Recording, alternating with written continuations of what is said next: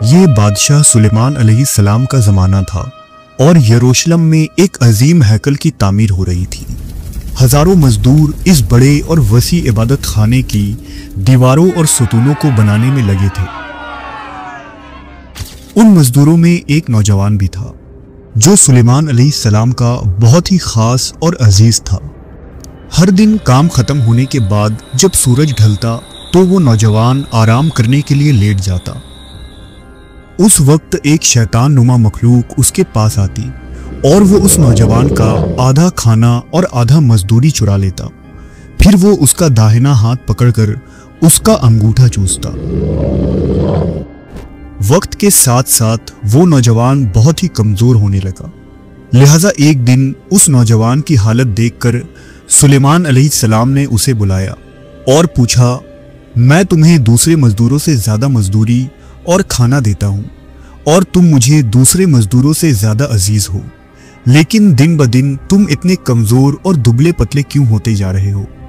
نوجوان نے جواب دیا، اے پیغمبر، سورج غروب ہونے کے بعد جب ہمارا کام ختم ہوتا ہے تو ایک خطرناک دیو میرے پاس آتا ہے اور وہ میرا انگوٹھا چوستا ہے، جس سے میں کمزور ہوتا جا رہا ہوں، کیونکہ مجھے ایسا لگتا ہے کہ وہ میرے داہنے ہاتھ سے میری روح کو آہستہ آہستہ نگلتا جا رہا ہے۔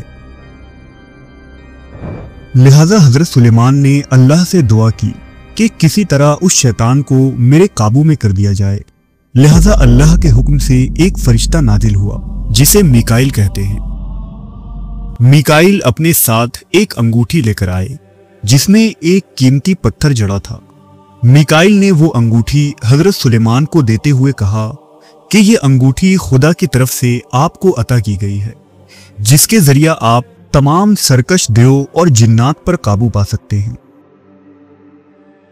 لہذا اگلی صبح حضرت سلیمان علیہ السلام نے اس نوجوان غلام کو بلایا اور اسے وہ انگوٹھی دی اور فرمایا، جب وہ جن تمہارے پاس آئے تو اس انگوٹھی کو تم اس کے سینے پر مارنا اور کہنا کہ خدا کے حکم سے بادشاہ سلیمان نے تمہیں بلایا ہے۔ نوجوان نے انگوٹھی لی اور واپس چلا گیا۔ چنانچہ سورج غروب ہونے کے بعد وہ جن پھر سے دہکتی ہوئی آگ کی طرح نمودار ہوا اور نوجوان کی طرف بڑھنے لگا، لیکن اس نے وہ انگوٹھی اس جن کی طرف دے مارا اور کہا، بادشاہ سلیمان نے تمہیں بلایا ہے۔ جن اس انگوٹھی کی وجہ سے تڑپنے لگا اور بولا، یہ انگوٹھی اتار دو، میں تمہیں دنیا بھر کا بیش قیمت خزانہ اور سونا دینے کو تیار ہوں۔ نوجوان نے کہا، اسرائیل کے خدا کی قسم، میں تمہیں جانے نہیں دوں گا۔ پھر نوجوان حضرت سلیمان کے محل کی جانب بڑھنے لگا اور وہ جن چیختا چلاتا اس کے ساتھ حضرت سلیمان کے دربار میں حاضر ہوا۔ حضرت سلیمان کے سامنے آتے ہی وہ جن کانپنے لگا۔ سلیمان علیہ السلام نے پوچھا، بتا تیرا نام کیا ہے؟ اس نے کہا، میرا نام اورائنس ہے اور میں اس زمین پر ان لوگوں میں شر پھیلاتا ہوں جو عورتوں کی خواہش رکھتے ہیں، اور میں ان لوگوں کی نیند میں آ کر بھی انہیں بہکانے کی طاقت رکھتا ہوں۔ سلیمان علیہ السلام نے اورائنس کو بطور سزا اس انگوٹھی کی طاقت سے باندھ دیا اور اسے کہا گیا کہ اب وہ بڑے بڑے بھاری پتھروں کو سمندر سے نکال کر یروشلم لائے گا تاکہ اسے ہیکل کی تعمیر میں لگایا جائے۔ اورائنس نے سلیمان علیہ السلام کو مزید یہ بتایا کہ وہ دوسرے جنات اور جن کے شہنشاہ کو بھی جانتا ہے اور ان سے رابطہ کر سکتا ہے، لہذا اگر وہ اسے آزاد کر دیں تو وہ دوسرے جن کو بھی سلیمان علیہ السلام کے پاس لا سکتا ہے۔ لہذا حضرت سلیمان نے اسے وہ انگوٹھی دی اور یہ حکم دیا کہ وہ شہنشاہ جنات کو دربار میں لے کر حاضر ہو۔ شہنشاہ جنات، جس کا نام بیلزبوب تھا، اورائنس اس کے پاس گیا اور کہا کہ بادشاہ سلیمان نے تمہیں بلایا ہے، لیکن بیلزبوب نے نہایت ہی متکبرانہ انداز میں کہا کہ میں کسی سلیمان کو نہیں جانتا۔ لہذا اورائنس نے جیسے ہی وہ انگوٹھی اس کے سینے پر مارا، بیلزبوب چیخ اٹھا اور اس کی گرج کی وجہ سے اس کے منہ سے آگ کے ایسے شعلے نکلے جو آسمان کی بلندیوں تک جا پہنچے۔ اس وقت وہ اورائنس کے پیچھے چلتے ہوئے حضرت سلیمان کے سامنے حاضر ہوا۔ अब शहनशाह जिन्नात अल्लाह के नबी के सामने एक गुलाम की तरह खड़ा था। उस वक्त हजरत सुलेमान ने तकब्बुर के कोई अल्फाज नहीं कहे और अल्लाह का शुक्र बजा लाया। शहनशाह जिन्नात और हजरत सुलेमान के दरमियान एक लंबी गुफ्तगू हुई, जिसमें बिलजबूब हजरत सुलेमान को बताता है कि मैं उन गिराए गए मखलूक में पहला था जो आसमान से जमीन पर उतरे थे। यानी बिलजबूब खुद को उन धुतकारे हुए फरिश्तों में से बताता है जिन्हें जमीन पर गिराया गया था और जिन्होंने बुक ऑफ इनॉक के मुताबिक इंसानी औरतों के साथ जिना किया था, जिनसे जाइंट्स और निफिलियम्स पैदा हुए थे। चूंकि बिलजबूब कौम जिन्नात का बादशाह था, इसलिए सुलेमान अलैहिस्सलाम ने उसकी शान और इज्जत का पास रखा और उसे अपने दरबार के एक ऊंचे कुर्सी पर बिठाया। बिलजबूब ने हजरत सुलेमान से मुआहदा किया कि वो दूसरे जिन्नात और शरकस शयातीन को हजरत सुलेमान के दरबार में हाजिर करेगा, जो आप अलैहिस्सलाम के ताबे होकर हैकल की तामीर में मदद करेंगे। चुनांचा उस अंगूठी की मदद से बिलजबूब बहुत सारे जिन्नात और शयातीन को हाजिर करता है। हजरत सुलेमान उन मुख्तलिफ जिन्नात की ताकत और शर फैलाने के तरीकों के बारे में पूछते हैं और वो जिन्नात इंसानों के साथ किस तरह की खबासतें करते हैं इसके मुतालिक बताते हैं। बिलजबूब उस अंगूठी के जरिया 36 मुख्तलिफ जिन्नात को हजरत सुलेमान के दरबार में लाता है, जिनका अहवाल एक कदीम सहीफा टेस्टामेंट ऑफ सुलेमान में लिखा है। द टेस्टामेंट ऑफ सुलेमान यानी अहदनामा सुलेमान हजरत सुलेमान की लिखी हुई मानी जाती है, जो दुनिया की पुरइसरार किताबों में एक है। इस किताब को बुक ऑफ इनॉक की तरह बाइबल से निकाल दिया गया है, क्योंकि मुवर्रिखीन इस बारे में शक में मुब्तला हैं कि वाकई इस किताब को हजरत सुलेमान ने लिखा था या नहीं। हालांकि इस किताब के अल्फाज कुछ इस तरह लिखे गए हैं जिसे पढ़कर किसी को भी यही लगता है कि इस किताब को खुद हजरत सुलेमान ने अपनी बायोग्राफी के तौर पर तहरीर की थी। इस किताब के अंदर 44 सील्स यानी नक्श सुलेमानी को बनाया गया है, जिसे मुख्तलिफ जादुई इल्म नजूम, वुडू और कबाला इल्म के लिए इस्तेमाल किया जाता था।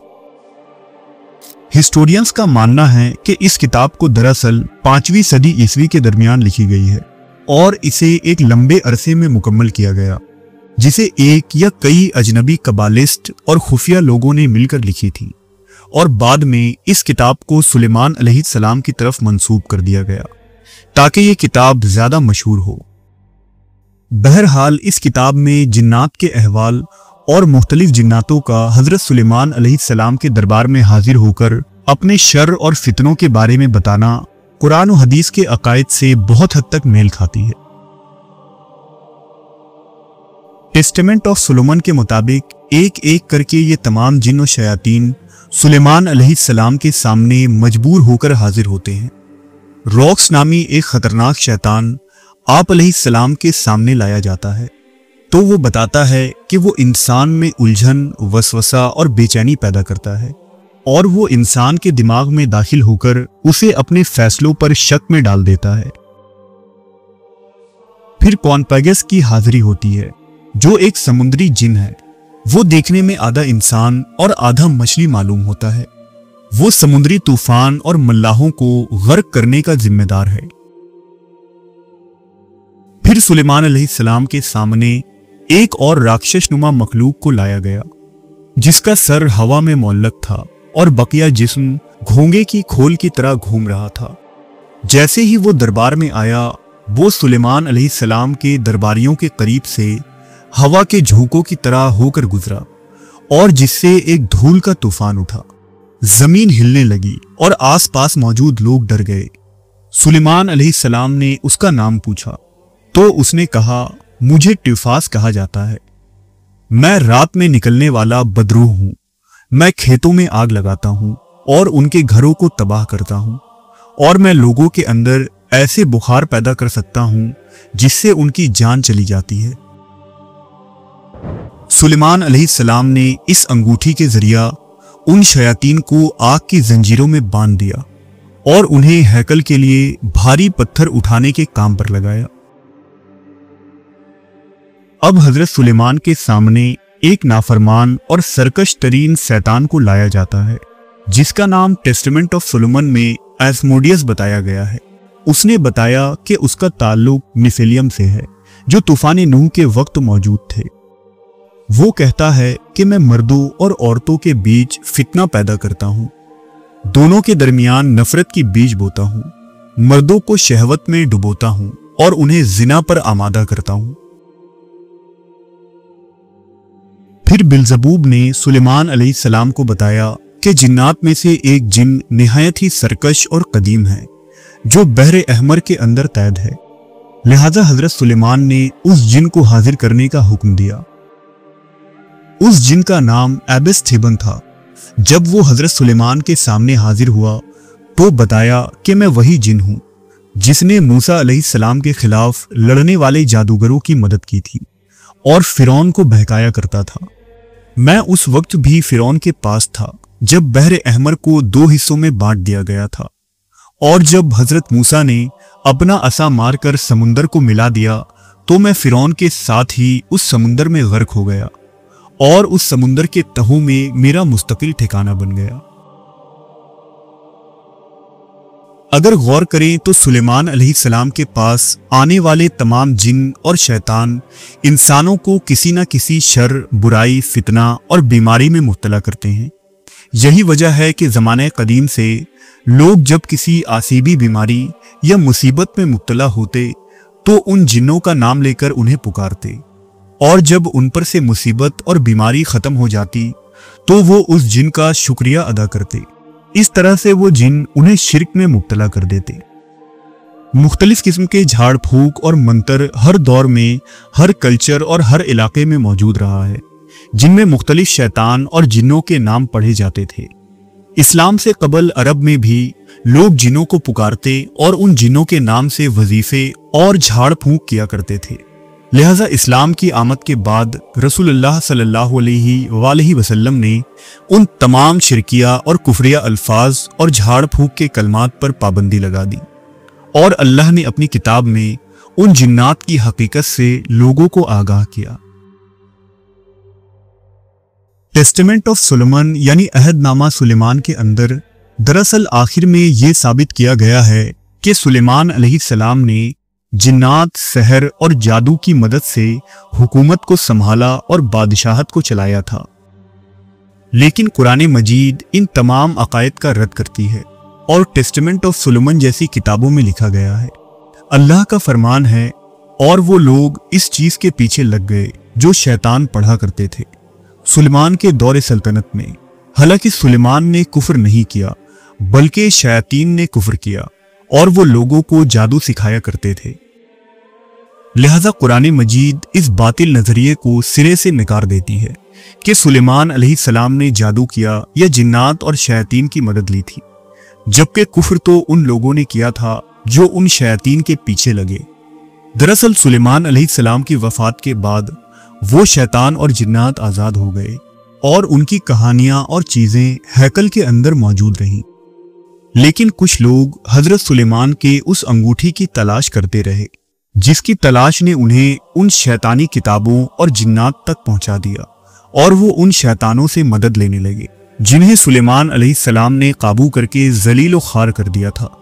इस तरह वो लोग कुफ्र में मुब्तला हो गए, और उल्टा हजरत सुलेमान पर इल्ज़ाम लगा दिया कि आप अलैहिस्सलाम उन शयातीन जिन्नात से मदद लेते थे। चुनांचा हजरत सुलेमान के बाद आने वाले जादूगरों, कबालिस्ट, यहूदी, नजूमियों और माहिरीन सहर और जदीद खुफिया तंजीमें भी हजरत सुलेमान के उन शयातीन जिन्नातों से मदद लिया करते थे और जमीन पर फितना और फसाद फैलाया करते थे, जो आज भी इल्यूमिनाटी और फ्री मेसन्स की शक्ल में मौजूद है।